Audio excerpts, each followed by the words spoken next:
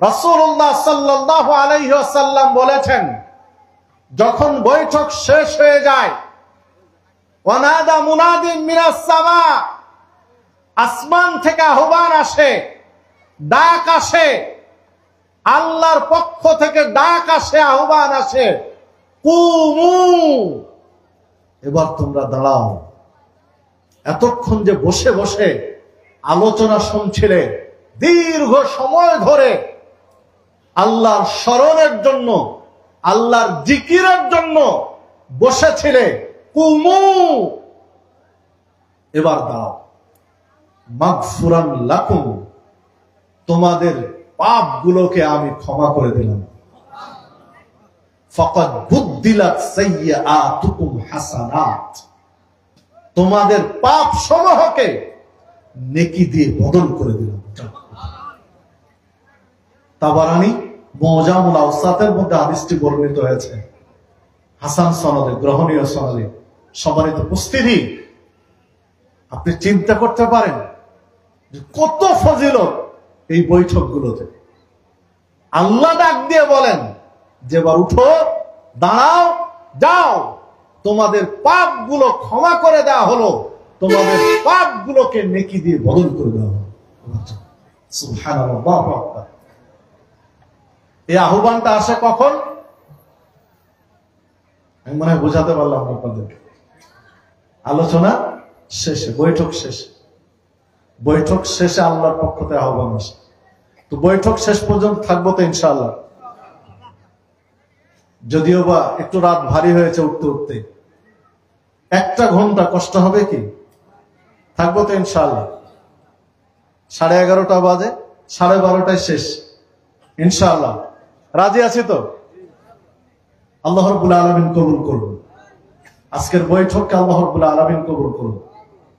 আজকের বৈঠককে আল্লাহ রাব্বুল আলামিন আপনার আমার পাপ ক্ষমা নেওয়ার বৈঠক হিসেবে কবুল করুন, নাজাতের ওসিলা হিসেবে কবুল করুন।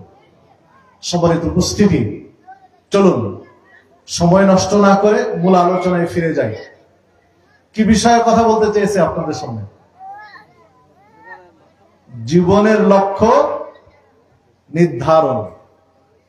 জীবনের লক্ষ্য নির্ধারণ। জীবনের লক্ষ্য নির্ধারণ করতে হবে। অধিকাংশ মানুষ আমরা জীবনের লক্ষ্য নির্ধারণ করতে পারি না। জীবনের যে একটা লক্ষ্য আছে, একটা জায়গায় আপনাকে আমাকে পৌঁছতে হবে, এই লক্ষ্য, এই টার্গেট ঠিক করতে পারি না। যার কারণে আপনার আমার জীবন এলোমেলো, এত পাপ করি তার হিসাবের বাহিরে।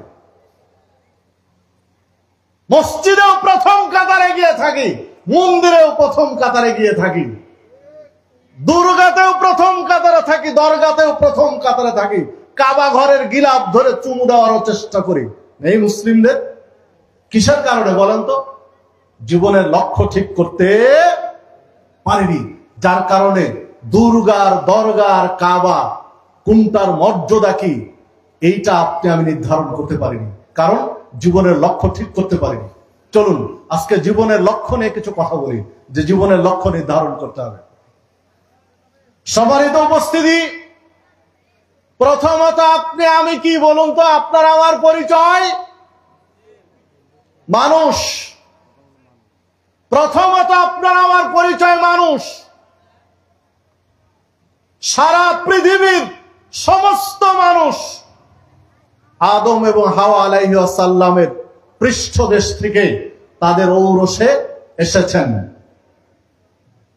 সারা পৃথিবীর মানুষের আদি পিতা হচ্ছেন আদম আলাইহিস সালাম।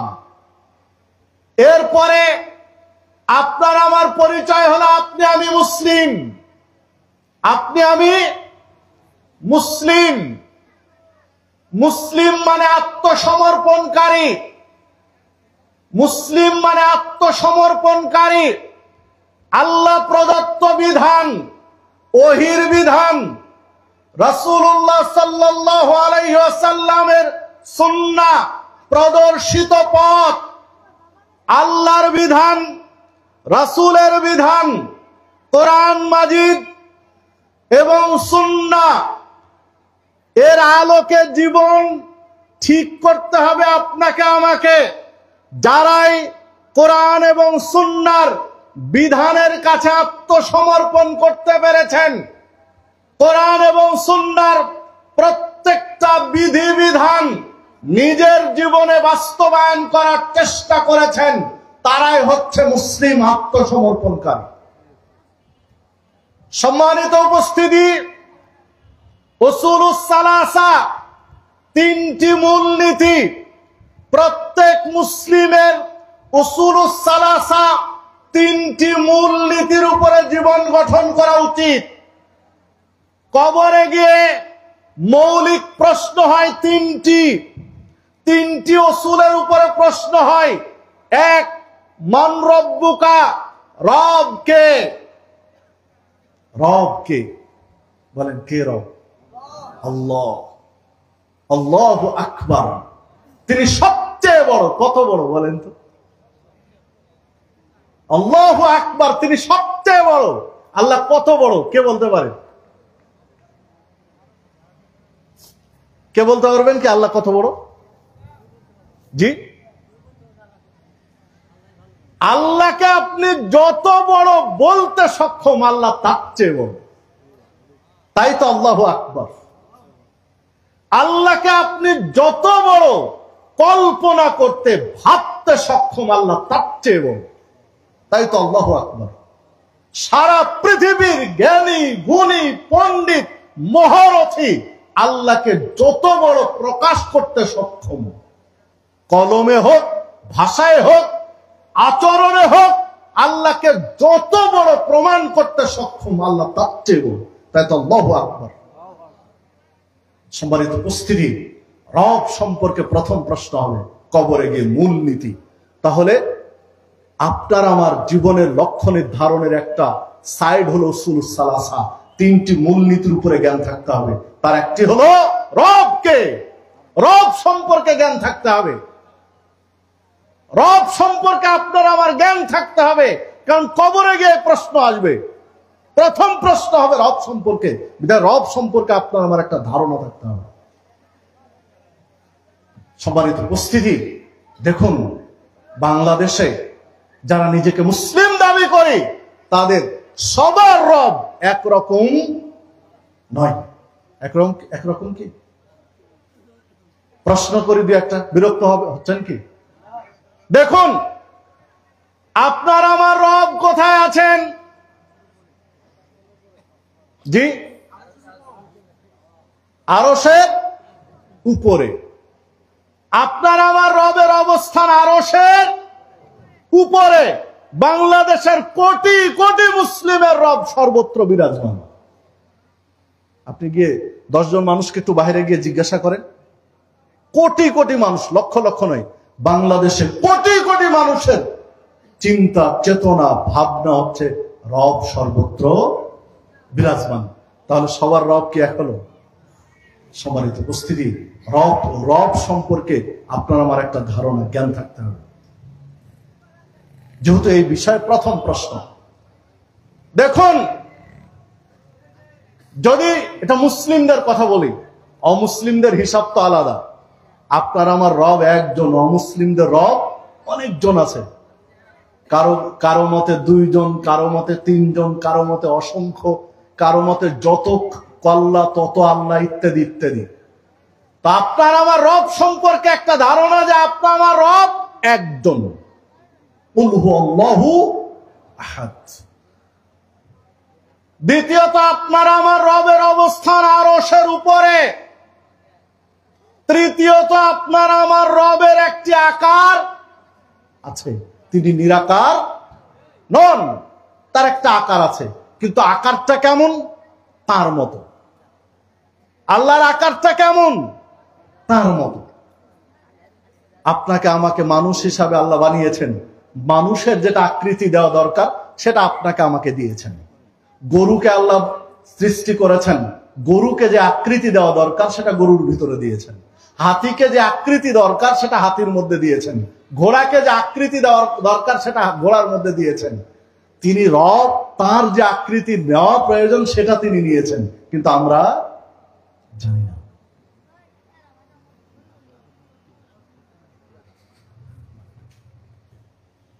সম্মানিত উপস্থিতি, যে কথা বলছিলাম,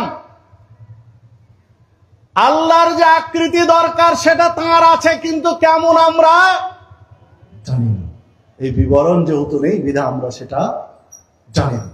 এই রব সম্পর্কে একটা স্পষ্ট ধারণা থাকতে হবে। 2, উসুলুস সালাসা, 3টি মূলনীতির আরেকটি হলো কবরে প্রশ্ন করা হবে মা দিনুকা, দিন কি? ঠিক আছে তো প্রশ্ন নাকি?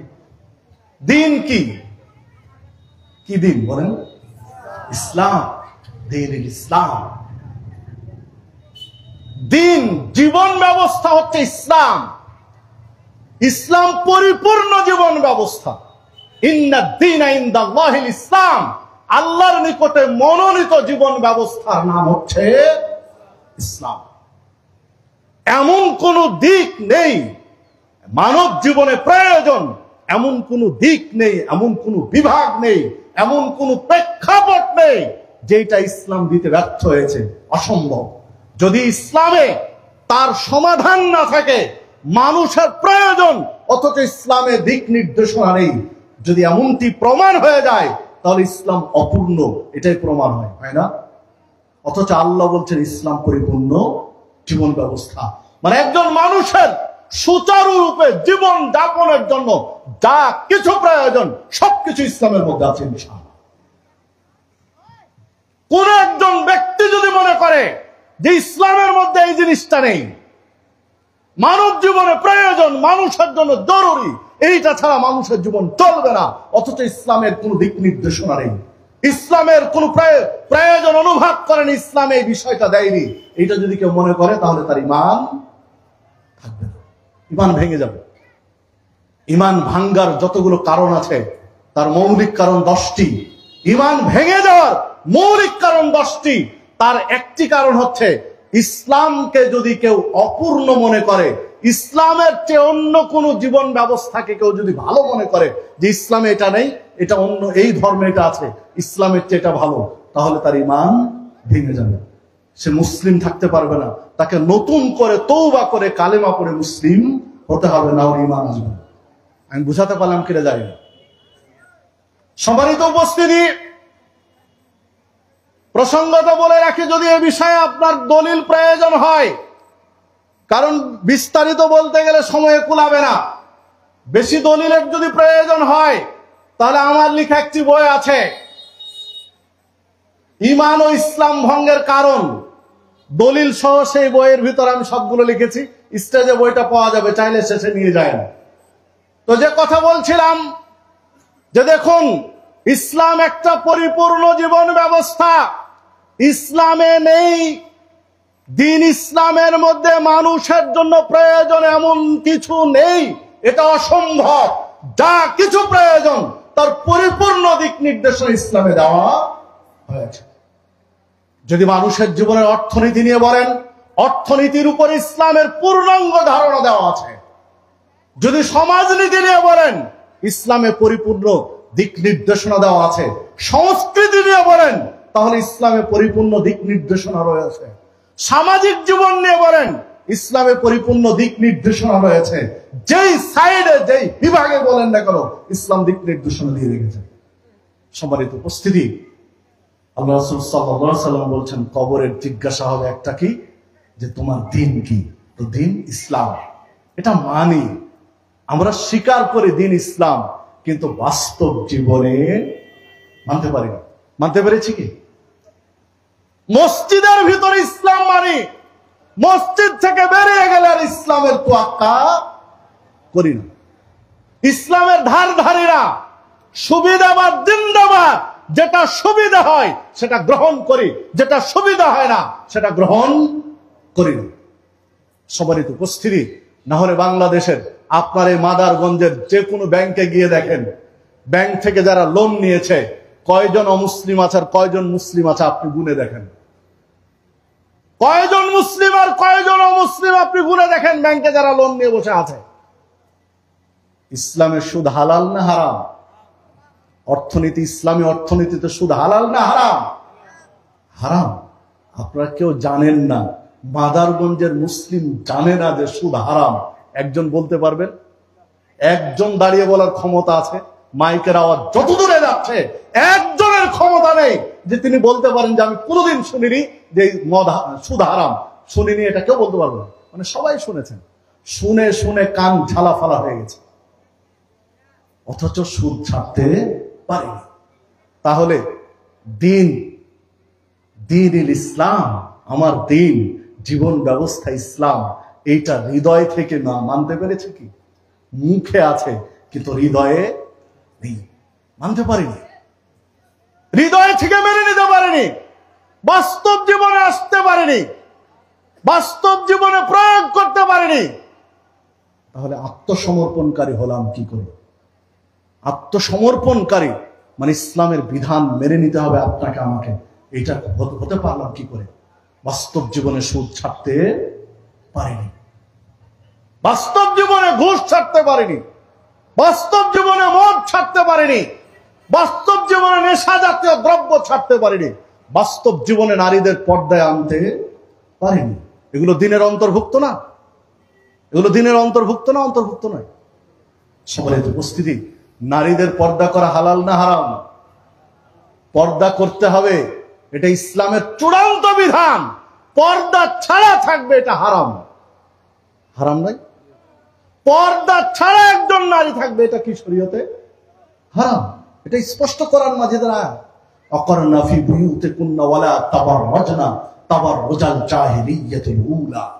হে নারীগণ, তোমরা বাড়িতে অবস্থান করো, নিজ নিজ গৃহে অবস্থান করো, জাহেলি যুগের নারীদের মতো নিজেদের সৌন্দর্য প্রদর্শন করো না, শোডাউন দিও না, রাস্তার মানুষকে নিজের সৌন্দর্য দেখায় না। এই বিধান কার? ইসলামের, আল্লাহর বিধান এটি। অথচ দেখুন, বাংলাদেশের মতো মুসলিম রাষ্ট্রে সুন্দরী প্রতিযোগিতা হয়, হয় না? হয় না? হয় না? হয় না? কারা করে? একজন মুসলমানের বাচ্চা। দাবিদার আপনি মুসলমান, ধিক্কার জানাই তোমার মতো মুসলমানকে। তুমি নারী সুন্দরী প্রতিযোগিতার ব্যবস্থা করো আর নিজেকে দাবি করো মুসলিম, ধিক্কার জানাই তোমার। আর এখন তো এসে কি সুদর্শন পুরুষ, হিজড়া প্রকৃতির মানুষগুলোকে সামনে তুলে দিয়ে সুন্দর পুরুষের প্রতিযোগিতা চলছে, হচ্ছে না এগুলো? সম্মানিত উপস্থিতি, এগুলো সব বিদেশি কালচার, ইহুদি খ্রিস্টানদের সংস্কৃতি মুসলিমদের মধ্যে চাপিয়ে দিয়ে আপনার আমার ঈমান হরণের পায়তারা চলছে জাহান্নামের খড়ি বানানোর জন্য। যদি আপনি আমি সাবধান হতে না পারি, তাহলে বিচারের মাঠে অন্যান্য উম্মাত 72 দলে বিভক্ত থাকবে, আর উম্মাতে মুহাম্মাদি 73 দলে বিভক্ত থাকবে। কারণ তো এগুলোই। কারণ আপনার আমার মুখের স্বীকৃতি একরকম, কিন্তু মেনে নিতে পারে না। দেখুন, রাসূলুল্লাহ সাল্লাল্লাহু আলাইহি ওয়াসাল্লাম একদা সাহাবীদের এক বৈঠকে বলছিলেন, ইয়াকুমুদ দুখুল আলান নিসা, নারীরা রয়েছে এই রকম বাড়িতে প্রবেশের বিষয়ে সাবধান। যে গৃহে নারী আছে এই গৃহে প্রবেশের বিষয়ে সাবধান। ফাকালা রাজুলুম মিন আনসার, তখন একজন আনসারী পুরুষ, মদিনার স্থায়ী বাসিন্দা, রাসূলুল্লাহ সাল্লাল্লাহু আলাইহি ওয়াসাল্লামকে বলে বসলেন, হে আল্লাহর রাসূল সাল্লাল্লাহু আলাইহি ওয়াসাল্লাম, আফারাআইতাল হামওয়া, দেবর সম্পর্কে আপনার মতামত কি? বাড়িতে ভাবি আছে, দেবর কি করবে? যে বাড়িতে বেগানা নারী আছে এই বাড়িতে প্রবেশের বিষয়ে সতর্ক করলেন।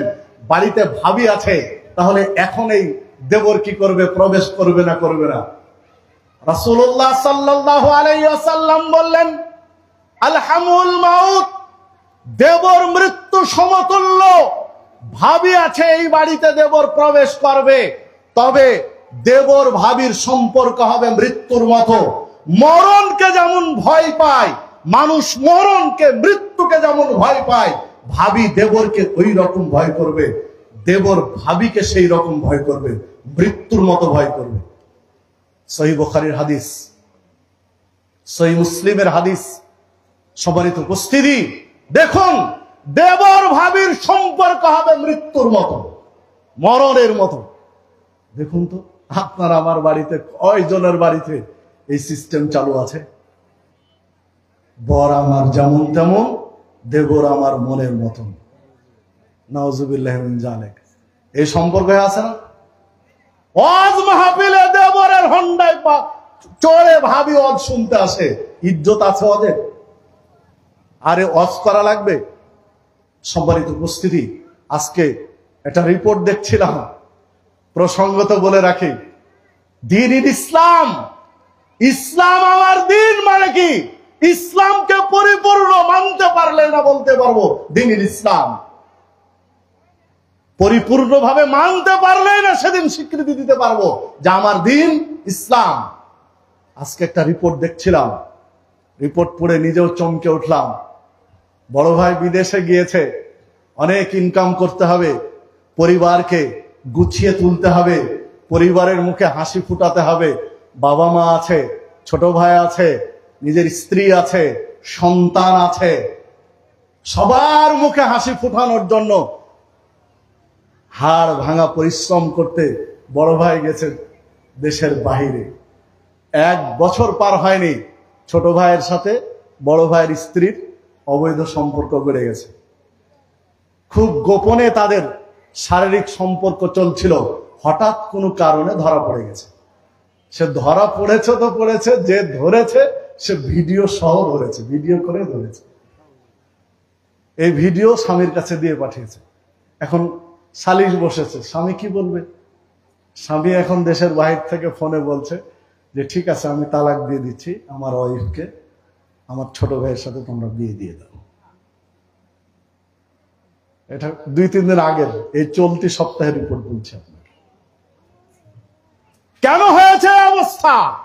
যদি হাদিসের বাস্তবায়ন থাকতো, যদি হাদিসের বাস্তবায়ন থাকতো যে দেবর আর ভাবির সম্পর্ক হবে আল হামুল মাউত, মৃত্যু সমতুল্য, তাহলে এই রকম নোংরা সম্পর্ক হতো না। কিন্তু এই ব্যবস্থাটা আপনার আমার কাছে নেই।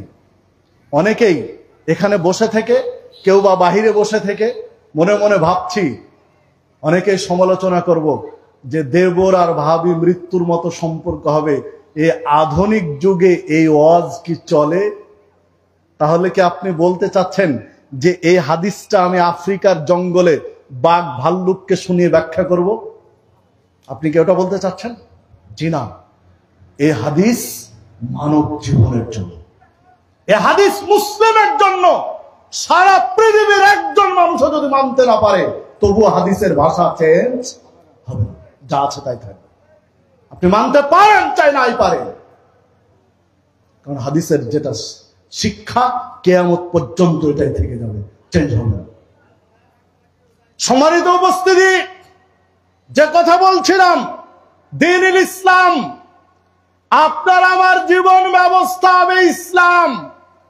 জীবনের প্রত্যেকটা ক্ষেত্রে ইসলামকে প্রাধান্য দিতে হবে। আগে দেখতে হবে ইসলাম কি বলেছে, ইসলাম যা বলেছে সেটা আপনাকে আমাকে মেনে নিতে হবে। তাহলেই বিচারের মাঠে, তাহলেই হাসরের মাঠে, তাহলেই কবরে প্রশ্ন উত্তরের সময় বলতে পারবো মান দীনুকা দীনুল ইসলাম। 3 নম্বর উসুলুস সালাসা, তৃতীয় প্রশ্ন হচ্ছে মাহাদার রাজুল আল্লাযী বুইসা ফিকুম, ইনি কে যাকে তোমাদের কাছে পাঠানো হয়েছিল? মুহাম্মাদুর রাসূলুল্লাহ সাল্লাল্লাহু আলাইহি ওয়াসাল্লাম। সম্মানিত উপস্থিতি, এটা বলতে পারবো কখন? যখন মুহাম্মাদুর রাসূলুল্লাহ সাল্লাল্লাহু আলাইহি ওয়াসাল্লামকে আপনি আমি আদর্শ হিসাবে মেনে নিতে পারবো, তাকে আদর্শ হিসাবে মেনে নিতে পারবো। আল্লাহ রাব্বুল আলামিন বলছেন, লাকাদ কানা লাকুম ফি রাসূলিল্লাহি উসওয়াতুন হাসানা, তোমাদের জন্য সর্বোত্তম আদর্শ হচ্ছে মুহাম্মদ সাল্লাল্লাহু আলাইহি ওয়াসাল্লাম। মুহাম্মদ সাল্লাল্লাহু আলাইহি ওয়াসাল্লামকে উসওয়ায়ে হাসানা, সর্বোত্তম আদর্শ হিসেবে পাঠানো হয়েছে। আল্লাহ রাব্বুল আলামিন বলছেন, মা আতাকুমুর রাসূল ফাকুদুহু, রাসূল যা দেন গ্রহণ করো, ওয়া মা নাহাকুম আনহু ফান্তাহু, তিনি যা নিষেধ করেন ছেড়ে দাও। ওয়াত্তাকুল্লাহ, আল্লাহকে ভয় করো। ইন্নাল্লাহা শাদীদুল ইকাব, আল্লাহ শাস্তি দান অত্যন্ত কঠোর। রাসূল যা দেন গ্রহণ করতে হবে, তিনি যা ছেড়ে দিতে বলেন কি করতে হবে? ছেড়ে দিতে হবে। ফরজ সালাত পড়ব, পড়ার আগে দেখতে হবে রাসূল কি দিয়েছেন। সুন্নাত সালাত পড়ব, পড়ার আগে দেখতে হবে রাসূল কি দিয়েছেন। তাহাজ্জুদ পড়ব, পড়ার আগে দেখতে হবে রাসূল কি দিয়েছেন। তারাবি পড়ব, দেখতে হবে রাসূল কি দিয়েছেন, তারাবির পদ্ধতি, তারাবির রাকাত সংখ্যা কি তিনি দিয়েছেন। বিতির পড়ব, দেখতে হবে রাসূল কি দিয়েছেন। প্রত্যেকটা ক্ষেত্রে রাসূল সাল্লাল্লাহু আলাইহি ওয়াসাল্লাম কি দিয়েছেন, ইবাদতের ক্ষেত্রে আপনাকে আমাকে দেখতে হবে, তাকটা মেরে নিতে হবে। সম্মানিত উপস্থিতি, তাহলেই না বলতে পারবো যে ইনি আমাদের নবী মুহাম্মদ সাল্লাল্লাহু আলাইহি ওয়াসাল্লাম। এই উসুলুস সালাসা, তিনটি বিষয়ের প্রশ্ন কবরে হবে। যদি জীবনের লক্ষ্য আখিরাত নির্ধারণ করতে পারি, জীবনের লক্ষ্য যদি পরকাল নির্ধারণ করতে পারি, তাহলেই সম্ভব এই প্রশ্নগুলোর উত্তর দেওয়া। আখিরাত নির্ধারণ করতে না পারলে প্রশ্নের উত্তর দেওয়া সম্ভব হবে না। জীবনের লক্ষ্য হোক আখিরাত। কি বলেন তো? আখিরাত। জীবনের লক্ষ্য নির্ধারণ করেন আখিরাত, দুনিয়া নয়। আখিরাত ঠিক রেখে দুনিয়া উপার্জন করেন, দুনিয়া ঠিক রেখে আখিরাত নয়। আন আবি হুরায়রা রাদিয়াল্লাহু আনহু قال, আবি হুরায়রা রাদিয়াল্লাহু আনহু বলেন, قال রাসূলুল্লাহ সাল্লাল্লাহু আলাইহি ওয়াসাল্লাম, রাসূলুল্লাহ সাল্লাল্লাহু আলাইহি ওয়াসাল্লাম বলেছেন, আহাব্বুল বিলাদি ইলাল্লাহ, এই জমিনে পৃথিবীতে সবচেয়ে পছন্দনীয় ভালোবাসার জায়গা হলো আল্লাহ রাব্বুল আলামিনের কাছে মাসাজিদুহা, মসজিদ সমূহ। এই পৃথিবীতে যত জায়গা আছে, এই জমিনে যত জায়গা আছে, হাজার হাজার crore crore billion million dollar হোক না কেন, আল্লাহর কাছে সবচেয়ে দামি জায়গা, পছন্দনীয় জায়গা, ভালোবাসার জায়গার নাম হচ্ছে কি? মসজিদ। ওয়া আবগাদুল বিলাদি ইলাল্লাহ, আল্লাহর কাছে সবচেয়ে খারাপ জায়গা, নিকৃষ্ট জায়গা, আসওয়াকুহা, বাজার। কি বলেন তো? বাজার। যে হাদিস সহিহ মুসলিমের মধ্যে বর্ণিত হয়েছে, 1560 নম্বর হাদিস সহিহ মুসলিমের। সহিহ মুসলিমের হাদিস মানে হাদিস ঠিক আছে নাকি? হাদিসে ত্রুটি নেই। বলেন, পৃথিবীতে সবচেয়ে ভালো জায়গার নাম কি বলেন তো? মসজিদ। আর সবচেয়ে খারাপ জায়গার নাম বাজার। জীবনের লক্ষ্য আখিরাত যদি নির্ধারণ করতে পারতাম, তাহলে মানুষ বেশি হতো মসজিদ মুখী। কিন্তু জীবনের লক্ষ্য মসজিদ নির্ধারণ না করে করেছে কি? বাজার। বাজারে লোক বেশি, মসজিদে লোক কম। বাজারে ঘন্টার পর ঘন্টা সময় ব্যয় করতে পারি, আর মসজিদে গিয়ে যদি ইমাম সাহেবের 2 মিনিট দেরি হয়ে যায়, তাহলে এই কোণা থেকে একবার চিৎকার পারি, ওই কোণা থেকে একবার চিৎকার পারি যে কোথায় ইমাম সাহেব, কি করে, আমাদের সময়ের দাম নেই। এগুলো হয় না? হয় না? হয়। বাজারে ঘন্টার পর ঘন্টা দিচ্ছি, সমস্যা নেই। আর মসজিদে এসে আপনি আমি একেবারে ছটপট ছটপট শুরু করি, মানে যত দ্রুত মসজিদ থেকে বের হতে পারি মনে হয় ততই করলাম, ভাবটা এরকম। ইল্লা মাশাআল্লাহ, ব্যতিক্রম তো কিছু আছে। ব্যতিক্রম যারা আছে তাদের সংখ্যা খুবই কম, একেবারে কম। যে কথা বলছিলাম, পৃথিবীতে সবচেয়ে ভালোবাসার গুরুত্বপূর্ণ মহব্বতের জায়গার নাম হতো মসজিদ। মসজিদের সাথে আপনার আমার কানেকশন বেশি থাকার কথা। রাসূলুল্লাহ সাল্লাল্লাহু আলাইহি ওয়াসাল্লাম বলেছেন, একজন ব্যক্তি ওযু করে বাড়ি থেকে বের হয়ে মসজিদে গিয়েছে, যতক্ষণ মসজিদে অবস্থান করছে বাড়ি থেকে বের হওয়ার পর থেকে, ততক্ষণ পর্যন্ত ফেরেশতারা তার জন্য দোয়া করছে, তার ক্ষমা প্রার্থনা করছে, তার তওবা যেন কবুল হয়, এই প্রার্থনা আল্লাহর কাছে করতে আছে। মসজিদে যত সময় দিবেন, মসজিদে যত অবস্থান করবেন, আপনার জন্য তত কল্যাণকর। রাসূলুল্লাহ সাল্লাল্লাহু আলাইহি ওয়াসাল্লাম বলছেন, আমি একদিন উত্তম অবস্থায় আমার রবকে দেখলাম, স্বপ্নে দেখলাম কিছু ফেরেশতা একটা বিষয় নিয়ে আলোচনা করছেন। আমার রব আমাকে জিজ্ঞাসা করলেন, কাকে? মুহাম্মদ সাল্লাল্লাহু আলাইহি ওয়াসাল্লাম। আপনি বলতে পারেন এই বিশিষ্ট ফেরেশতারা কি নিয়ে আলোচনা করছেন? তার রাসূল সাল্লাল্লাহু আলাইহি ওয়াসাল্লাম বলছেন, আমি বললাম ওনারা কাফফারাত নিয়ে কথা বলছেন। কাফফারাত কি? আল্লাহ রাসূল সাল্লাল্লাহু আলাইহি ওয়াসাল্লাম বললেন, কাফফারাত হলো সালাত আদায় করে মসজিদে কিছু সময় অবস্থান করা। কাফফারাত কি বলেন তো? সালাতের পরে আরো কিছু সময় বসে থাকা, জিকির করা, তাসবিহ গুলো পাঠ করা, দোয়া দরুদ পাঠ করা, মানে সালাম ফিরানোর পরে আরো কিছু সময় অবস্থান করা। 2, কাফফারাত হলো পায়ে হেঁটে মসজিদে যাও। 3, কষ্টের সময় উত্তম রূপে ওযু করা। কয়টা বলেন তো? 3টি। কষ্টের সময় উত্তম রূপে ওযু করি। ঠান্ডা কনকনে শীত, হাড় কাঁপানো শীত, তাড়াহুড়া করে ওযু করলাম, কোথাও পানি ঠেকলো কোথাও ঠেকলো না, এটা নয়। কষ্ট হচ্ছে তখন সুন্দর করে ওযু করা, পায়ে হেঁটে মসজিদে যাওয়া, সালাত আদায় করার পরে আরো কিছু সময় মসজিদে অবস্থান করা, বসে বসে জিকির আজকার তাসবিহ তাহলিল করা। এই 3টার সমন্বিত নাম হলো কাফফারাত। আল্লাহ রাসূল সাল্লাল্লাহু আলাইহি ওয়াসাল্লাম বলছেন, যে ব্যক্তি এই কাফফারাতের অন্তর্ভুক্ত হবে, এই 3টা আমলের সমন্বয় ঘটবে, ওই ব্যক্তি যতদিন বেঁচে থাকবে কল্যাণের উপরে বেঁচে থাকবে। ওই ব্যক্তির যখন মৃত্যু হবে তখন কল্যাণের উপরে মৃত্যু হবে।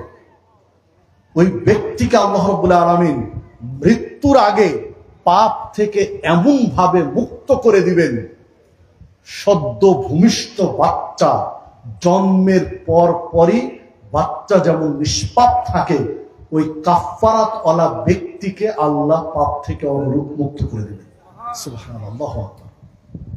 তাহলে উত্তম রূপে ওযু করে পায়ে হেঁটে মসজিদে গিয়ে সালাত তো পড়বেনই, আরো কিছু সময় অবস্থান করতে হবে, তাড়াহুড়া নয়।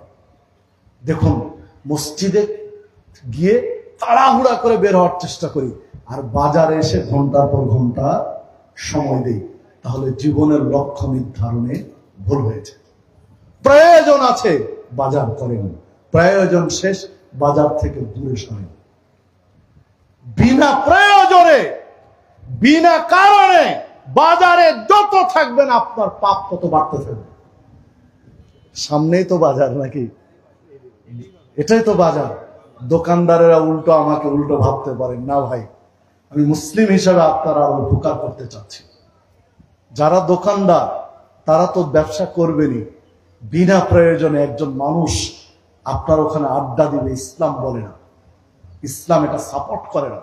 আল্লাহ রাসূল সাল্লাল্লাহু আলাইহি ওয়াসাল্লাম অন্য আরেকটি হাদিসে বলেছেন, ব্যবসায়ীদের এক বৈঠকে ব্যবসায়ীরা উপস্থিত ছিলেন অনেকেই, এইরকম এক বৈঠকে বলছেন আল্লাহ রাসূল সাল্লাল্লাহু আলাইহি ওয়াসাল্লাম যে, ও ব্যবসায়ীরা শোনো, তোমরা বেশি বেশি সাদাকা করো, অন্যদের চেয়ে তোমরা দান বেশি করো, কেননা ইচ্ছায় অনিচ্ছায় তোমাদের পাপ হয়ে যায়।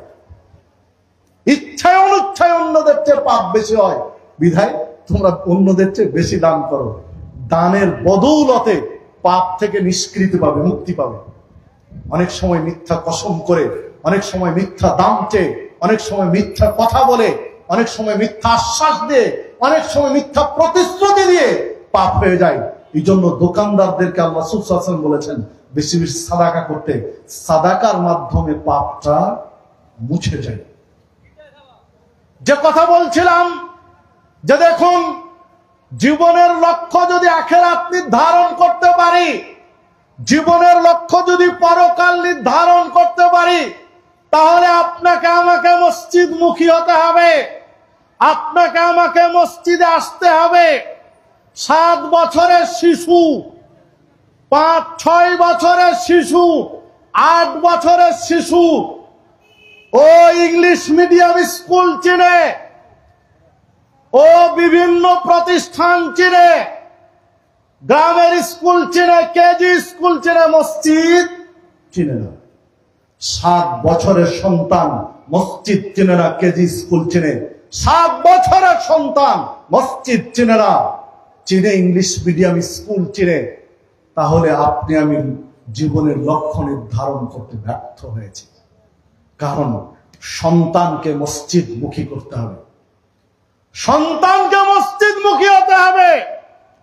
10 বছর, 12 বছর, 15 বছর, 20 বছরের সন্তান ও ক্লাব চিনে, সিনেমা হল চিনে, বন্ধুদের আড্ডা দেওয়ার জায়গা চিনে, খেলার মাঠ চিনে, অথচ মসজিদ চিনে না, মসজিদে সময় দেয় না। খেলার মাঠে ঠিকই আছে, তাসের আড্ডায় ঠিকই আছে, জুয়ার আড্ডায় ঠিকই আছে, ক্যারাম বোর্ডের আড্ডায় ঠিকই আছে, স্কুলেও ঠিকই আছে, কিন্তু মসজিদে খুঁজে পাওয়া যায় না। তাহলে জীবনের লক্ষ্য নির্ধারণ করতে ভুল হয়েছে। কদিন পরে গিয়ে আপনি অভিযোগ তুলবেন যে ছেলে কথা শোনে না।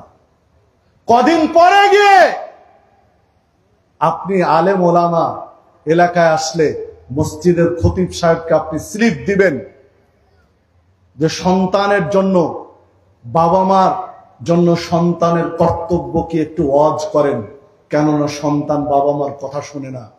ভাই, দোষ সন্তানের নয়, প্রথম দোষ আপনার।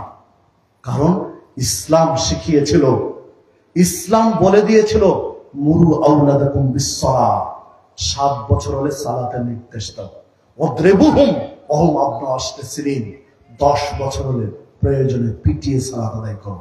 সালাতের উপরে এর পূর্বে আলোচনা হয়ে গেছে, বিধায় আমি সালাতের আলোচনায় যেতেও চাচ্ছি না, শুধু এতটুকুই বলে রাখছি। দেখুন, সময় মতো আপনি আপনার আদরের সন্তান কলিজার টুকরোকে মসজিদমুখী না করার কারণে সে মসজিদ থেকে বিমুখ হয়েছে, জীবনের লক্ষ্য নির্ধারণ হতে ভুল হয়েছে। আপনার ছেলেকে ইংলিশ মিডিয়াম পড়ানো দরকার, পড়ানো অসুবিধা নেই।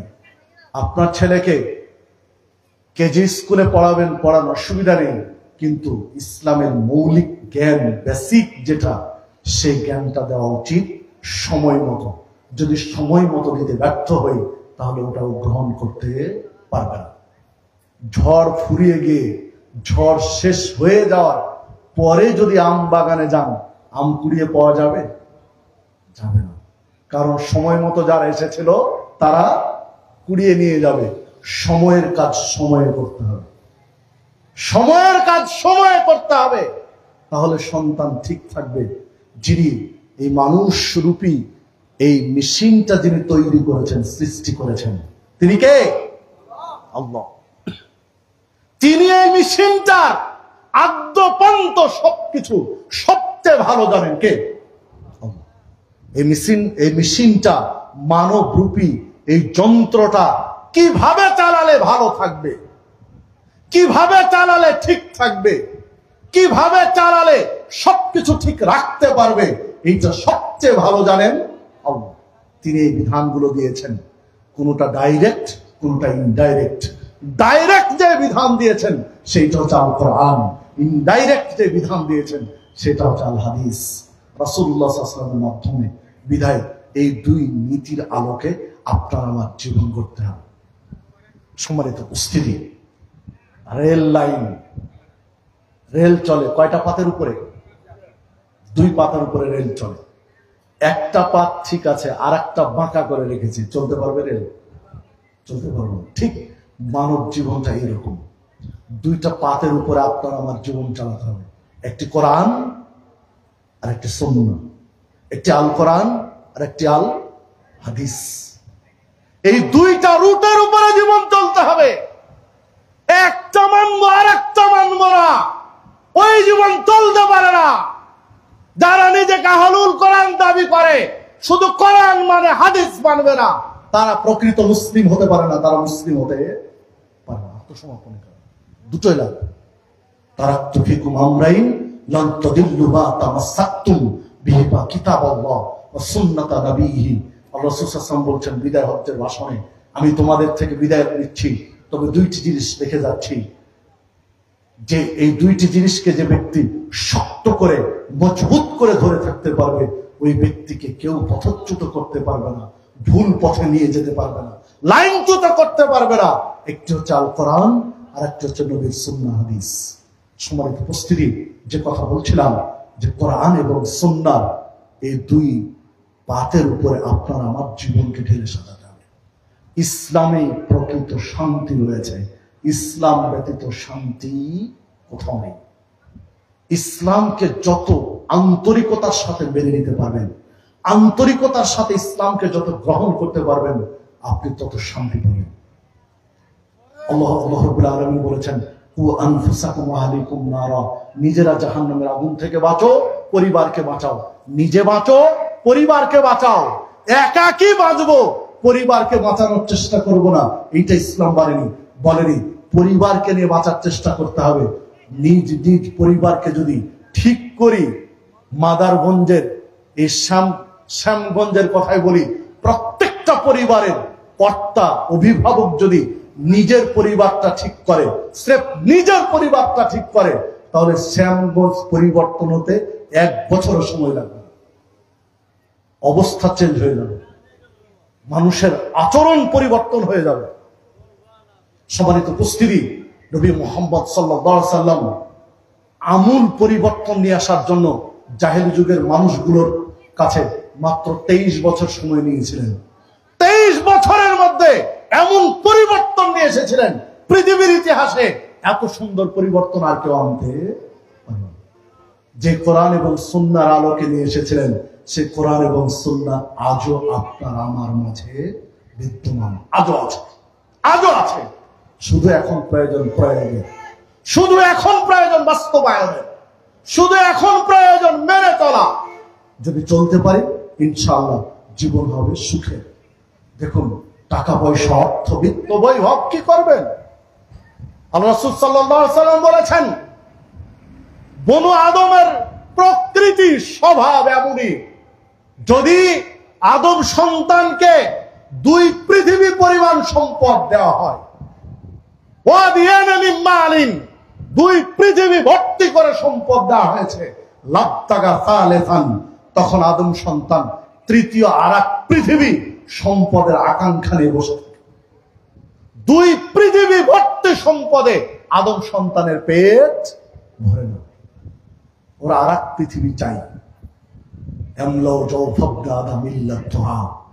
আদম সন্তানের পেট কেউ ভরাতে পারবে না মাটি ছাড়া। কবরে গিয়ে পেটের উপরে যখন মাটি পড়বে, ডানে মাটি, বামে মাটি, সামনে উপরে, সব দিকে মাটি, পেটের উপরে যখন মাটি পড়বে তখন ওর পেট ভরবে, তার আগে নয়। মিথ্যা বললাম? সহিহ বুখারীর হাদিস। চান আপনার মাদারগঞ্জ বা আপনার শ্যামগঞ্জে সবচেয়ে যার টাকা বেশি, শ্যামগঞ্জে সবচেয়ে যার অর্থ বেশি, ওই লোকটার সাথে 2 দিন পরে 3 দিন পরে একটু গল্প করেন, গল্পে গল্পে আপনি শুনতে চান, দেখেন আপনার চেয়ে ওই লোকটার অভাব বেশি, তার সমস্যা আরো বেশি। আপনি তাকে গিয়ে বলেন যে বাইতুন নূর জামে মসজিদ তৈরি করতে গিয়ে নির্মাণে আমরা ঠেকে গেছি, আল্লাহ আপনাকে কোটি কোটি টাকার সম্পদ দিয়েছেন, 1 লক্ষ টাকা আমাদেরকে একটু দেন মসজিদের জন্য। দেখেন আপনার কাছে এত সমস্যা পেশ করবে, মনে হবে পকেটে কিছু টাকা থাকলে ওকে দিয়ে আসে, যে ভাই আপনার কাছে আপনি সারেন। হ্যাঁ, তার এত সমস্যা।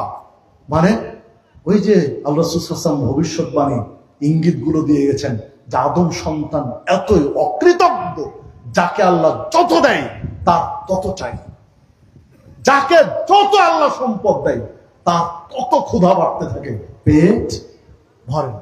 না হলে কোনো ব্যক্তি হাজার হাজার কোটি টাকা লুটপাট করতে পারে? বলেন তো দেখি।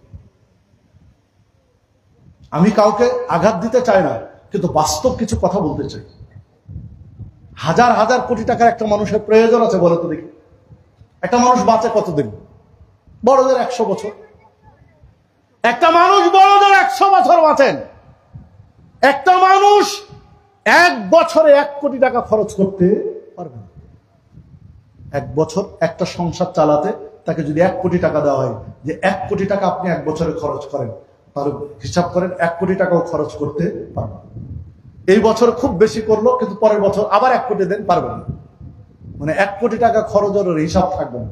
ও কত খাবে বলেন তো দেখি,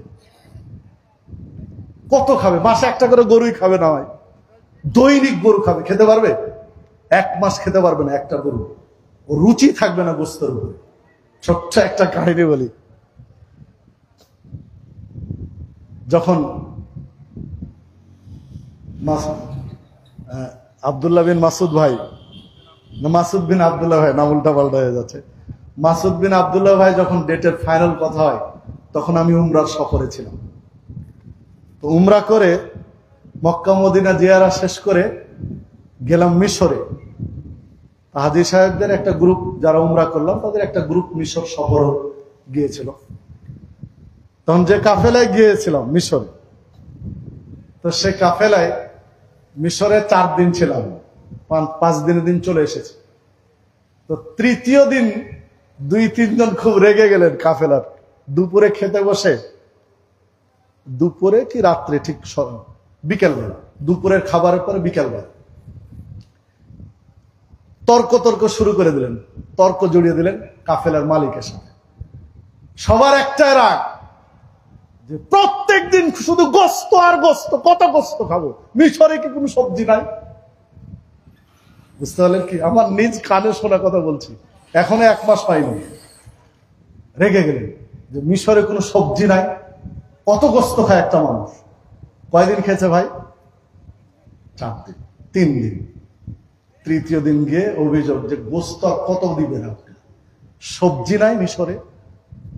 সম্মানিত উপস্থিতি, মানে একটা মানুষ, আমি বুঝাতে চাচ্ছি আপনাকে যে একটা মানুষ একটানা 1 মাস গোস্ত খেতে পারবে না, রুচিতে কুলাবে না। তাহলে 1 কোটি টাকা একটা মানুষ খরচ করতে পারবে না, সম্ভব নয়। 1 বছর পারলে পরের বছর পারবে না, পরের বছর পারলে তারপরের বছর পারবে না। খরচের খাপ পাবে না। কত খরচ করবে ও, কত খাবে, ঠিক আছে বেড়াবে ও, কত বেড়াবে ও, একসময় পারবে। তো ধরে নিলাম বছরে 1 কোটি টাকা খরচ করবে একটা মানুষ, সর্বোচ্চ 100 বছর বাঁচে। 100 বছর বাঁচে, তার খরচ নিজ হাতে করা শুরু হয় 20-30 বছর পর থেকে, নাকি? তারপরেও ধরে নিলাম 100 বছরে 100 কোটি টাকা। তাহলে একটা মানুষের কাছে যদি 100 কোটি টাকা থাকে, তাহলে ওর জীবনে আর কিছু লাগে না। প্রয়োজন আছে কি বলেন দেখি? 100 কোটি টাকার যদি কেউ মালিক হয়, তাহলে ওর জীবনে আর কিছু দরকার আছে? দরকার নেই। কিন্তু 100 কোটি টাকা নয়, হাজার হাজার কোটি টাকা লুটপাট করে খাওয়ার পরও পেট ভরে না মানুষের। এগুলো প্রমাণ তো দেওয়া লাগবে না, আপনাদের কাছে অনেক আছে আমার চেয়ে। আমি যা জানি আপনারা অনেক বেশি জানেন। মানে এটা হলো মানুষের চাহিদা। কেন বলেন তো? এই সমস্যাটা কেন বলেন তো? জীবনের লক্ষ্য নির্ধারণ করতে পারে, জীবনকে দুনিয়ামুখী ভেবেছি, আখিরাত মুখী ভাবতে পারে। কুল্লু নাফসিন যায়কাতুল মাউত, প্রত্যেকটা আত্মাকে মৃত্যুর স্বাদ আস্বাদন করতে হবে। যার জীবন আছে তার মৃত্যু আছে, যাকে আল্লাহ জীবন দিয়েছেন তাকে মৃত্যু দিয়েছেন। জীবন আছে মানে মৃত্যু আছে। সম্মানিত উপস্থিতি, আল্লাহ রাব্বুল আলামিন বলছেন, ওয়ালাউ কুনতুম ফি বুরুজিন মুশাইয়্যাদা, কোথায় পালাবে মৃত্যু থেকে, কোথায় লুকাবে? সুদূর পরাহত দুর্ভেদ্য কোন দুর্গেও যদি কেউ আত্মগোপন করো, সেখানে মৃত্যু পৌঁছাবে, পালাতে পারবে না। একজন কবি একটা কাব্য অনুবাদ করেছেন, মৃত্যু থেকে যতই ডরাও মৃত্যু তোমায় লইবে ঘিরি, যদিও সুদূর আকাশ পানে লুকাও গিয়ে লাগিয়ে সিঁড়ি। আকাশেও যদি লুকানোর চেষ্টা করো বাঁচতে পারবে না, মৃত্যু ঘিরবেই। তো যেই মানুষগুলো হাজার হাজার কোটি টাকা আত্মসাৎ করে লুটপাট করে পেট ভরেনি, তারা জীবনের লক্ষ্য নির্ধারণ করতে পারেনি যে কিছুদিন পরে আমাকে মারা যেতে হবে। এই মাথায় এই কমন সেন্সটা নেই। এই লক্ষ্যটা নির্ধারণ করতে হবে। আমি এইটা আপনাকে বলতে চাচ্ছি। আল্লাহ রাসূল সাল্লাল্লাহু আলাইহি ওয়াসাল্লাম বলছেন, আকতিরু যিকরা হাযিমিল লাযযা, বেশি বেশি স্বাদকে নষ্টকারী মৃত্যুকে স্মরণ করো। জীবনের স্বাদ নষ্টকারী মৃত্যুকে বেশি বেশি স্মরণ করো, তাহলে জীবন সুখের হবে। মৃত্যুকে যত বেশি স্মরণ করতে পারবেন, লক্ষ্য নির্ধারণ আখিরাত করে পরকালকে যত ভাবতে পারবেন, জীবন তত সুখের হবে, জীবন তত কল্যাণময় হবে, পাপ থেকে বাঁচতে পারবেন। সম্মানিত উপস্থিতি, পাপ মানুষকে যন্ত্রণা দেয়, কষ্ট দেয়। পাপ মানুষকে কষ্ট দেয়, যন্ত্রণা দেয়। একজন মুসলিম যে নিজেকে মুসলিম দাবি করে, প্রত্যেকে নিজের নিজের হৃদয়কে জিজ্ঞাসা করেন, পাপ হয়ে গেলে হৃদয় আপনার নিজেকে ধিক্কার দেয়, যেটা কি করলে মুসলিম হয়ে কি ঠিক হলো? সম্মানিত উপস্থিতি, আসুন জীবনের লক্ষ্য আখিরাত নির্ধারণ করে সেইভাবে জীবন গঠন করি, সেইভাবে জীবন গঠন করি, মসজিদ মুখী জীবন গঠন করি। পৃথিবীতে সবচেয়ে গুরুত্বপূর্ণ জায়গা মসজিদ। মসজিদ মুখী আপনার আমার আমল তৈরি করি, আখিরাত মুখী জীবন গঠন করি। বল তুসিরুনাল হায়াতাদ দুনিয়া, তোমরা দুনিয়াবী জীবনকে প্রাধান্য দাও। ওয়াল আখিরাতু খায়রুম ওয়া আবকা, অথচ আখিরাত দুনিয়ার চেয়ে কল্যাণকর এবং স্থায়ী। দুনিয়া স্থায়ী নয়, আখিরাত স্থায়ী। দুনিয়া বেশি দামি জিনিস নয়, আখিরাত বেশি দামি জিনিস। আমরা বেশি দামি, বেশি কল্যাণকর, বেশি ভালো জিনিসটা বাদ দিয়ে অল্প মূল্য কম দামি জিনিসের পেছনে ছুটছি। আসুন আমরা বেশি দামি জিনিসটাকে মূল্যায়ন করি, আখিরাতের জীবনকে মূল্যায়ন করি। কারণ দুনিয়াবী জীবনে 100 বছরের, বড়জোর 100 বছরের, আর আখিরাতের জীবনের একটা ধাপ, হাসরের মাঠের একটা দিন হবে 50,000 বছরের সমান। একটা দিন হবে 50,000 বছরের সমান। 50,000 বছরের সুখকে আপনি আমি সুখ মনে করি না। সামান্য এই কয়েকটা দিন, সামান্য এই 100 বছর, 80 বছরের সুখের জন্য আপনি আমি বিভোর হয়ে আছি। আসুন আপনি আমি একটু জীবন নিয়ে ভাবি, বিশ্লেষণ করি। দেখুন, এটাই চূড়ান্ত সত্য, এটাই চূড়ান্ত বাস্তবতা। বৃদ্ধ বাবা, বৃদ্ধ মা, বৃদ্ধ নানা, বৃদ্ধ নানি, গ্রামের বৃদ্ধ মানুষগুলো 10 বছর আগে যারা মসজিদের প্রথম কাতারে বৃদ্ধ মুরব্বীরা বসত, তারা দেখুন এখন কোথায়? মাটির নিচে, কবরে 3.5 হাত মাটির নিচে। এখন আপনার আমার বৃদ্ধ হয়েছি, আপনার আমার পালা প্রথম কাতারে। সবার আগে মসজিদে যায়, যুবকরা ঘুমায়, আর মুরব্বীগুলো ঠুক ঠুক করে গিয়ে মসজিদে ফজরের সালাত আদায় করি। আপনি আমি প্রথম কাতারে এসেছি, আর 10 বছর পরে আপনার আমার জায়গা মাটির উপরে হবে না, কোথায় হবে? মাটির নিচে, 3.5 হাত মাটির নিচে। যারা এখন নাকে তেল দিয়ে ঘুমাচ্ছে, তারা এবার জীবনের শেষ বয়সে এসে ঠুকঠুক করে মসজিদে যাবে। এটাই চরম বাস্তবতা। বিধায় আসুন সময় থাকতে সময়কে কাজে লাগাই, জীবনের সঠিক লক্ষ্য নির্ধারণ করে সেভাবে জীবন গঠন করি। ছেলেকে ইংরেজি পড়ান, ছেলেকে বাংলা পড়ান, ছেলেকে উর্দু পড়ান, ফার্সি পড়ান, গণিত পড়ান, বিজ্ঞান পড়ান, যা খুশি তা পড়ান, কিন্তু তার বেসিক, তার ফাউন্ডেশন এইটা শিখান কোরআন এবং সুন্নাহ। মূল জ্ঞান, ইসলাম মানতে মৌলিক যে জ্ঞানটুকু দরকার, ইসলামের মূল বিধিবিধান মানতে বেসিক যে জ্ঞানটা দরকার, এই জ্ঞানটা প্রত্যেকটা ছেলে মেয়ের মাথায় দেন। এটাই ইসলাম ফরজ বলেছে, এটাই ইসলামের মৌলিক জ্ঞান, যেটা ইসলাম ফরজ বলেছে। তলাবুল ইলমি ফারিদা আলা কুল্লি মুসলিম, প্রত্যেক মুসলিমের উপরে জ্ঞান অর্জন করা ফরজ। এই যে মৌলিক জ্ঞান, উসুলুস সালাসা, মূল নীতিমূলক যে জ্ঞানগুলো, এই জ্ঞানগুলো দেন। এরপরে তাকে ডাক্তার, ইঞ্জিনিয়ার, ব্যারিস্টার, প্রফেসর, চাকুশি বানান। সম্মানিত উপস্থিতি, আসুন এই লক্ষ্য নিয়ে বহু প্রতিষ্ঠান কাজ করছে, মসজিদগুলো এই লক্ষ্য নিয়ে দাওয়াতি কার্যক্রম করছে। প্রত্যেকটা জুমার খুতবা, প্রত্যেকটা হালাকা, প্রত্যেকটা সেমিনার, এই যে জালসা, প্রত্যেকটা মাদ্রাসা, কওমি মাদ্রাসা, দ্বীনি প্রতিষ্ঠানগুলো এই লক্ষ্যই নিয়ে কাজ করছে। এই প্রতিষ্ঠানগুলোকে, এই মসজিদমুখী শিক্ষা কার্যক্রমগুলো, এই দ্বীনি প্রতিষ্ঠানগুলো, এগুলোর পাশে দাঁড়ান, এগুলোকে আরো শক্তিশালী করেন। ছেলে মেয়েকে বেসিক জ্ঞান দিয়ে তারপরে প্রয়োজনীয় জ্ঞান দেন। সম্মানিত উপস্থিতি, ছোট্ট একটা বিষয় আপনাদের সাথে শেয়ার করি। আলহামদুলিল্লাহ, আমার পরিচালিত যেটি প্রতিষ্ঠান, এটা ছোট্ট একটা সুসংবাদ আজকের জন্য রয়েছে, এটা আপনাদের সাথে শেয়ার করি। বাংলাদেশে আহলুল হাদিস বা সালাফিদের স্ট্রং হিপস খানার বড় অভাব আছে। হিফজের জগতে ইন্টারন্যাশনাল পর্যায়ে আন্তর্জাতিক তেলাওয়াত এটা এক চেটিয়া মাযহাবী ভাইরা নিয়ে আছেন। আমাদের আহলে হাদিস সালাফি ভাইরা একেবারে পিছিয়ে আছেন। ঠিক আছে না? এটা একেবারে পিছিয়ে আছে। ইদানিং কিছু কিছু প্রতিষ্ঠান চেষ্টা করছে। তা আমার একটা বহুদিনের আগে থেকে স্বপ্ন ছিল যে আমি কোনোদিন সুযোগ পেলে এই শাখা নিয়ে আমি কাজ করব, যে হিফজের শাখা, যে আমরা কেন পারছি না ইন্টারন্যাশনাল পর্যায়ের কারি বা হাফেজ আহলে হাদিস প্রতিষ্ঠান কেন বানাতে পারছি না, একটু কাজ করব। এই স্বপ্ন নিয়ে কয়েক বছর থেকে কাজ করছে, একটু দোয়া করবেন। আলহামদুলিল্লাহ, ইতিমধ্যে একটা পর্যায়ে ধীরে ধীরে একটা পর্যায়ে হচ্ছে ইনশাআল্লাহ। গত বছর একটা ছেলে জাতীয় পর্যায়ে সেরা 10-এর মধ্যে হয়েছিল। জিটিভির একটা প্রতিযোগিতা ছিল সারা দেশে। তো ইয়াসিন আলী সালাফি কমপ্লেক্স রাজশাহীতে, যেটা আমি পরিচালনা করি, হিফজের সেখানে সারা দেশে 10 জনের মধ্যে একজন হয়েছে। আলহামদুলিল্লাহ, এই বছরে আজকে সৌদি দূতাবাসের আন্ডারে থানা, জেলা, বিভাগ, আজকে জাতীয় পর্যায়ে ঢাকা পর্যায়ে প্রতিযোগিতা হয়েছে। তো রাজশাহী বিভাগে, মানে রাজশাহী বিভাগের মধ্যে আহলে হাদিস হানাফি সবার মধ্যে ও গ্রুপ চ্যাম্পিয়ন ছিল, ফার্স্ট হয়েছিল গ্রুপে। তো ঢাকায় গিয়ে 45 জন প্রতিযোগী, 45 জনের মধ্যে 44 জন মাযহাবী, একজন আহলে হাদিস সালাফি। সেটা হলো আমাদের ওই ছেলেটা। তা আলহামদুলিল্লাহ 4র্থ স্থান অধিকার করেছে সারা দেশের মধ্যে।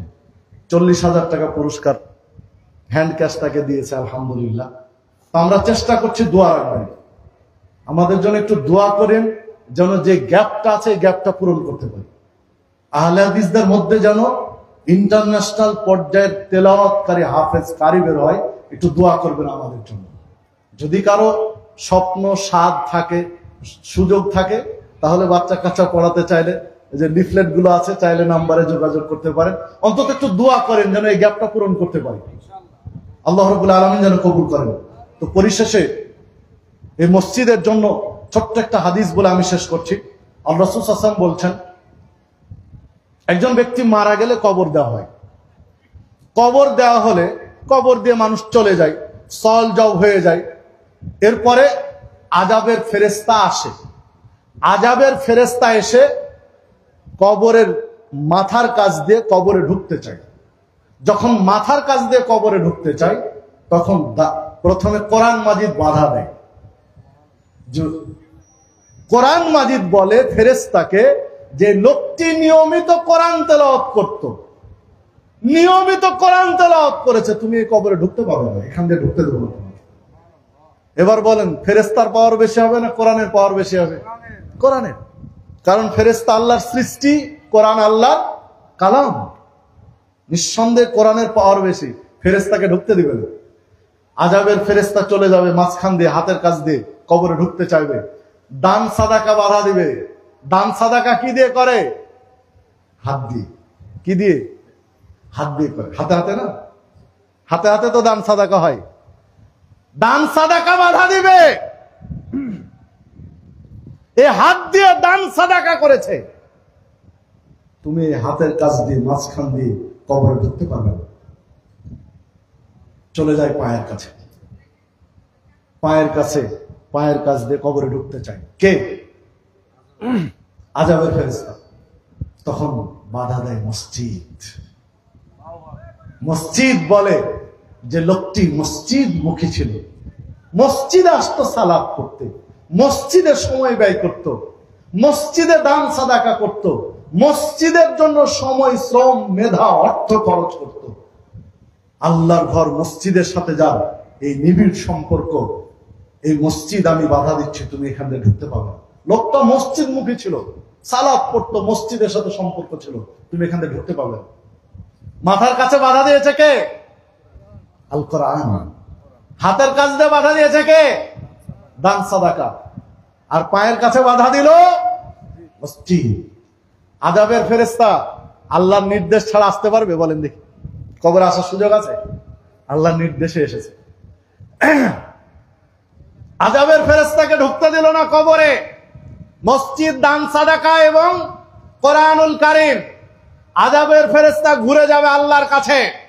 আল্লাহ রাব্বুল আলামিনকে গিয়ে বলবে, আল্লাহ তুমি এমন এক বান্দার কবরে পাঠালে, কোরআন মাজিদ পাহারা দিচ্ছে, মাথার কাছে ঢুকতে দিল না। দান সাদাকা হাতের কাছে মাঝখানে বাধা দিচ্ছে, ঢুকতে দিল না। মসজিদ পায়ের কাছে পাহারা দিচ্ছে, ঢুকতে দিল না। তখন আল্লাহ রাব্বুল আলামিন বলে, ও আচ্ছা ঠিক আছে, তাহলে যাও, ওই কবরে তোমাকে আর ঢুকতে হবে না, আযাবের দরকার নেই। সুবহানাল্লাহ, আল্লাহু আকবার। আপনি চিন্তা করতে পারেন, এগুলো আল্লাহ তো সব জানেন, জানেন নাকি? সব জানেন আল্লাহ রাব্বুল আলামিন। আযাবের ফেরেশতায় কবরে ঢুকবেন। এই তিনটি আমল যদি আপনার আমার জীবনে থাকে, নিয়মিত কোরআন তেলাওয়াত, বয়স যদি ৭০ বছর হয় আর কোরআন তেলাওয়াত যদি না জানেন, তাহলে আজকে প্রতিজ্ঞা উঠবেন যে যত দ্রুত সম্ভব কোরআন তেলাওয়াত শিখব। যদি ৭১ বছর বয়সে মারা যান, তাহলে কোরআন শিখতে শিখতে মারা যান। কোরআন শিখতে শিখতে মারা যান, যেন আপনার কবরে পাহারা দেওয়ার জন্য কোরআন থাকে। সম্মানিত উপস্থিতি, এইটা বা ছোট যারা আছে এদের বিষয় ভুলিয়েন না। অবশ্যই ফরজ মনে করে কোরআনের জ্ঞান দিবেন, যেন কোরআন তেলাওয়াত করা যায়। যাদের সুযোগ আছে কোরআন বুঝতে পারে সেই জ্ঞান দিবেন, যেন কোরআন কি তেলাওয়াত করছে বুঝতে পারে, তাহলে আসার পড়বে কোরআনে। তিনটা আমল অবশ্যই থাকবে। দান সাদাকা করবেন নিয়মিত, মাঝে মধ্যেই। কি পরিমাণ করবেন ইসলাম বলেনি। দৈনিক ১,০০০ টাকা করতে হবে, দৈনিক ১,০০,০০০ টাকা করতে হবে, দৈনিক ১০০ টাকা করতে হবে, ইসলাম বলেনি। আপনার সুযোগ ১০ টাকার নেই, ১ টাকা আছে, ২ টাকা আছে, ২ টাকা ১ টাকা করেন, প্রায় মাঝে মাঝেই করেন, প্রায় দিন করেন, যতটুকু সাধ্য আছে ততটুকু। ১, ২, ৫, ১০, ১০০, ১০০০, যার যেমন আল্লাহ ক্ষমতা দিয়েছেন। কিন্তু দান সাদাকা নিয়মিত করেন। ফকির মিসকিনকে দেন, গরিবদেরকে দেন, পাড়া প্রতিবেশী অনাথদেরকে দেন, মসজিদে দেন, মাদ্রাসায় দেন, এতিমখানায় দেন, কিন্তু নিয়মিত দান সাদাকার হাত চালু থাকুক। যতটুকু পরিমাণ ততটুকু দেন, ১ টাকা, ২ টাকা, ৫ টাকা, যতটুকু পারবেন দান সাদাকা করেন। আর মসজিদ মুখী হন। যতই ব্যস্ততা থাকুক, যতই সমস্যা থাকুক, ৫ ওয়াক্ত সালাত একটু মসজিদে পড়েন। নিজে পড়েন, ছেলেকে নিয়ে যান। নিজে পড়েন, ৭ বছর পার হয়েছে, বাচ্চাগুলোকে নিয়ে যান, বাচ্চাদেরকে মসজিদ মুখী করেন। ছোট ছোট বাচ্চা অনেক সময় মসজিদে দুষ্টামি করে। ৭, ৮, ৯ বছরের বাচ্চা অনেক সময় মসজিদে হাসাহাসি দৌড়ঝাঁপ করে। যদি এটা করে, মুরব্বীরা বিরক্ত হবেন না, খবরদার, বিরক্ত হবেন। ধমকও দিবেন না, কাছে ডেকে নিয়ে মাথায় হাত বুলিয়ে একটু আদর করে বলবেন যে বাবা বা ভাই বা যে সম্পর্ক সেটাই বলেন যে বাবা দেখো এটা আল্লাহর ঘর, এখানে দুষ্টুমি করতে হয় না। আদর করে বুকে জড়িয়ে ধরে বলেন। ধমক দিলেন মানে ছেলেটাকে মসজিদ থেকে দূরে সরিয়ে দিলেন। খবরদারি কাজ করবেন না। আল্লাহ রাসূল সাল্লাল্লাহু আলাইহি ওয়াসাল্লাম সিজদায় গিয়ে সিজদায় লুটিয়ে পড়েছেন, আর হাসান হুসাইন রাদিয়াল্লাহু আনহুমা কোথায়? কাঁধের উপরে বসে আছেন। রুকুতে আল্লাহ রাসূল সাল্লাল্লাহু আলাইহি ওয়াসাল্লাম রুকুতে গেছেন, নাতি পিঠে চড়ে বলছেন এটা আমার টাট্টু ঘোড়া, চলো এবার। আল্লাহ রাসূল সাল্লাল্লাহু আলাইহি ওয়াসাল্লাম ফেলে দেননি। যখন রুকু থেকে উঠবেন লম্বা রুকু করছেন, কার জন্য? নাতি যেহেতু পিঠের উপরে ঘোড়ায় চড়ে আছে, লম্বা রুকু দিয়েছেন। যখন উঠবেন হাত দিয়ে আস্তে করে নামিয়ে রাখলেন, দিয়ে সিজদায় গেলেন। তিনি আমাদের জন্য মডেল, আদর্শ। তার দিকে দেখেন। বাচ্চাদের একটু বিরক্ত করবেন না, মসজিদ মুখী করেন, মসজিদ থেকে দূরে সরিয়ে আনেন। আল্লাহ রাব্বুল আলামিন আমাদেরকে মানার এবং মানার পরিবেশ করে দিন, মেনে নেওয়ার মেজাজ দান করুন। মসজিদের জন্য আয়োজন, মসজিদে দান সাদাকা করবেন। নাম ঘোষণা হতে হবে, এটা বড় জরুরি না। আপনি নিয়ত করার সাথে সাথে কোথায় উপরে তিনি জানেন, নিয়ত করার সাথে সাথে তিনি জানেন নেকি শুরু হয়েছে। একটা মজার বিষয় হলো, একটা কল্যাণ ভালো কাজের মানুষ যখন নিয়ত করে তখন থেকে নেকি শুরু হয়। নেকি শুরু হয় কখন থেকে? নিয়ত করার সাথে সাথে। আর পাপের কাজ নিয়ত করার সাথে সাথে নয়, যখন পাপ শুরু করে, পাপ প্রতিষ্ঠা করে, তখন পাপ শুরু হয়।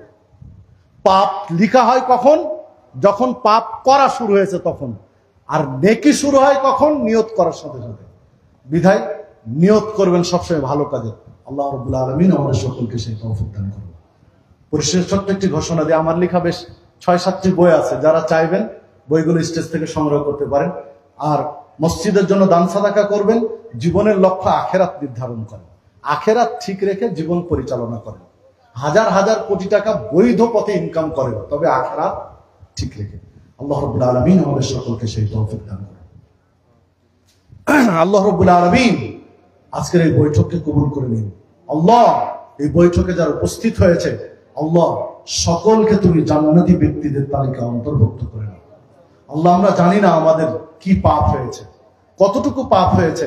আল্লাহ, আমরা পাপী বান্দা, তোমার কাছে ক্ষমা চাচ্ছি। আল্লাহ, তুমি আমাদেরকে ক্ষমা করো। আল্লাহ, তুমি আমাদের জানা অজানা, ইচ্ছায় অনিচ্ছায় যে পাপগুলো হয়েছে, সকল পাপকে তুমি ক্ষমা করে দিয়ে তোমার মুখলেস বান্দাদের অন্তর্ভুক্ত করে নাও। আল্লাহ, তুমি আমাদেরকে ঈমানের উপরে বেঁচে থাকা, ঈমানের উপরে মৃত্যুবরণ করার সুযোগ দিও। আল্লাহ রাব্বুল আলামিনের কাছে প্রার্থনা জানাও, আল্লাহ তুমি আমাদেরকে সিরাতে মুস্তাকিমের পথে পথিক হিসেবে কবুল করে নাও। আল্লাহ, এই মসজিদটিকে বাইতুন নূর জামে